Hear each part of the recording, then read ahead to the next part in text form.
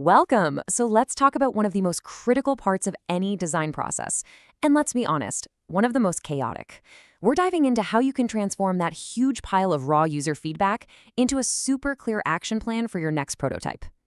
All right, so you've just wrapped up all your user testing sessions, you've got pages of notes, maybe some recordings, and now you're just staring at it all, thinking, now what? It's a moment we've all been in, and it can feel pretty overwhelming. And this is usually what you're facing, right? Just a jumble of everything. You've got notes about where people got confused, where they got frustrated, and maybe a little bit of praise sprinkled in. It's all valuable stuff, for sure, but it is a complete mess. So how do you even begin to untangle it? Well, here's the secret. That messy pile of feedback isn't a problem to be solved. It's a treasure map.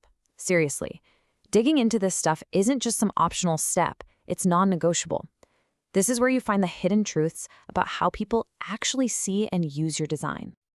And it really matters who the feedback is coming from. Look, feedback from your peers is great. They'll catch the obvious stuff, the surface-level issues. But real users, that's a whole different ballgame. They're coming in with totally different assumptions, different mental models, and they are the ones who will uncover the deep, unexpected problems you would have never seen on your own. And a quote like this is pure gold. This isn't just a simple bug report. This reveals a user's mental model is broken. That's their internal story of how they think your product should work. They expected one thing, but something else happened entirely. You just can't get that kind of deep insight from someone who already knows how it's supposed to function. To do this right, you gotta get your head in the right space. It means separating your ego from the work. Remember, when someone criticizes your prototype, they are not criticizing you. They're giving you a gift. They're handing you an essential tool to make your design undeniably better. Okay, so with that mindset, it's time to put on your detective hat. Your job now is to look past all the individual comments, all the noise, and find the signals. You're searching for those recurring themes that start to tell the real story. A great place to start is just by sorting your feedback into some common themes or buckets. For instance, did a bunch of users get lost trying to find something? That's a navigation issue. Did they not understand what a button was for? That's unclear buttons or flows. Simply grouping all your notes like this is the very first step to taming the chaos. Now, sorting is a great first step, but the most important clue you're looking for?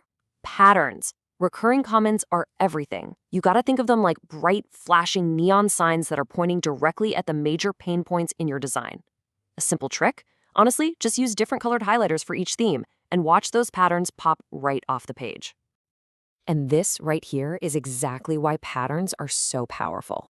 Look, if one person gets stuck, okay, it's an issue. Could be an outlier. But when 3, 4, or 5 users get stuck in the exact same spot, that's not just an issue anymore. No way. That is a major problem that is demanding your attention. Okay, so you know what you're looking for, but how do you do it in a systematic way? Let's dive into the analysis blueprint, a simple, actionable framework you can use every single time. Here it is, a super simple 3-step framework. First, you categorize. Group all your feedback into those themes we just talked about. Second, you identify the patterns. Go through each of those categories and highlight every single recurring comment. And step 3, and this one is critical, you compare all of that back to your original project goals. That third step, that's your reality check. You have to ask yourself the tough question. Is my prototype drifting away from the core problem it was supposed to solve, or have we gotten distracted? This step is what ensures your design stays on track and doesn't wander off course. And now we get to the payoff. All this detective work, all this analysis, it's not just some academic exercise. It's about turning those insights you found directly into action and building a significantly better product because of it.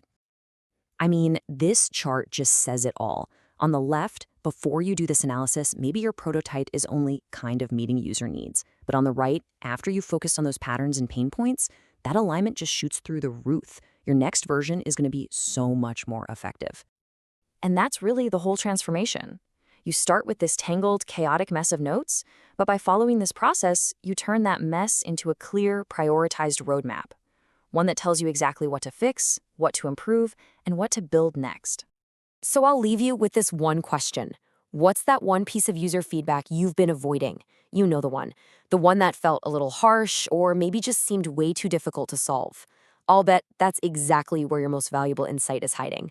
Go find it.